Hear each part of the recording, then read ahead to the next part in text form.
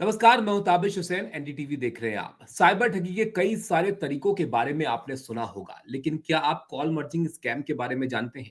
NPCI ने इसको लेकर अलर्ट जारी किया है और लोगों को आगाह किया है कि आप सतर्क रहिए, इस तरह की ठगी आपके साथ भी हो सकती है।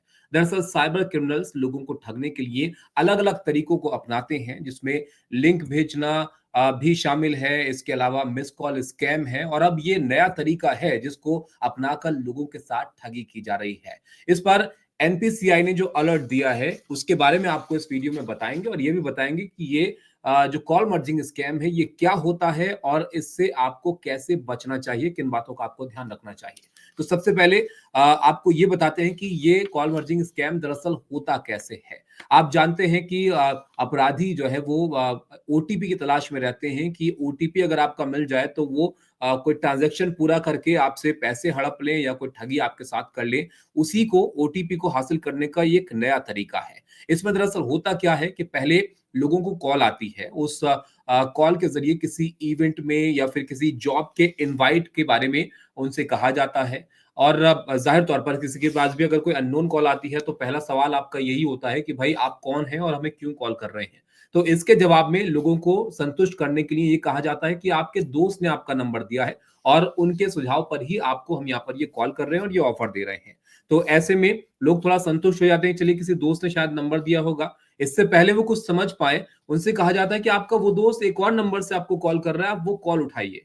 हालाँकि ये कॉल आने से पहले ही वो तैयारी अपनी कर चुके होते हैं, कोई ट्रांज़ैक्शन अगर उनको करना होता है तो वो तैयार कर चुके होते हैं उसको। और ये दूसरी कॉल जो दोस्त की कॉल बताकर आपसे रिसीव करने के लिए कहा जाता है, ये दरअसल बैंक की तरफ से ओटीपी की कॉल होती है और जैसे ही आप कॉल को मर्ज करते हैं, ये ओटीपी की कॉल उनके साथ भी साझा हो जाती है और वो कॉल के ज़रिए बताए गए ओटीपी को सुन लेते हैं और इसी के साथ वो ट्रांज़ैक्शन पूरा हो जाता है और आपके साथ ठगी इस तरह से वो कर देते हैं।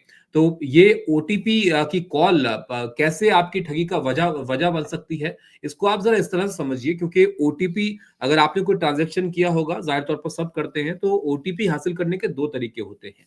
वहाँ पर आपके पास विकल्प होता है कि या तो आप ओटीपी मैसेज के ज़रिए हासिल कर लीजिए या फिर आप कॉल के ज़रिए ओटीपी सुन सकते हैं और ये जो दूसरा तरीका कॉल वाला होता है, इसी का फ़ायदा उठाने की कोशिश ये जो स्कैमर्स हैं, जो ठग हैं, वो इस कॉल मर्जिंग स्कैम के ज़रिए यहाँ पर कर रहे हैं, जिसको लेकर एनपीसीआई ने यहाँ पर अलर्ट जारी किया है और लोगों को सचेत रहने के लिए यहाँ पर उनकी तरफ से सलाह दी गई है। अब इस ठगी से आपको कैसे बचना चाहिए? क्योंकि दिन भर में बहुत सारी कॉल हम सबके पास आती हैं, तो आप सारी कॉल्स को तो अवॉइड नहीं कर सकते हैं।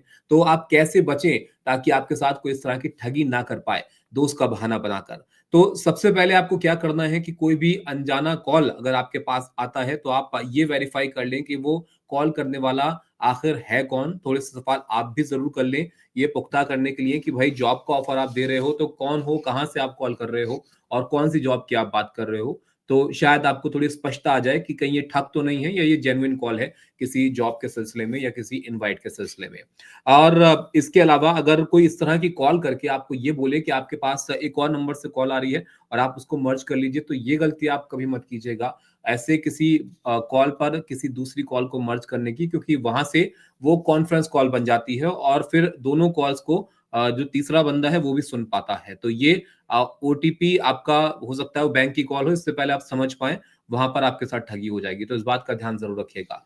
और कोई ऐसा ओटीपी आपके पास अगर आता है जो ट्रांज़ैक्शन आपने किया ही नहीं है, तो इस पर आपको क्या करना है, आपको यहाँ पर 1930 पर इसकी शिकायत करनी है कि ऐसे-ऐसे मेरे पास ये ओटीपी आ रहा है, ये ट्रांज़ैक्शन मैंने नहीं किया है। तो इन तरीकों को अपनाकर आप अपना थोड़ा बचाव कर सकते हैं और ये जो तरीका है, इससे थोड़ा अलर्ट रहिए क्योंकि साइबर ठग जो है वो अलग-अलग तरीकों से लोगों को ठगने की कोशिश कर रहे हैं और इसलिए एहतियात यहाँ पर बहुत ज़रूरी है।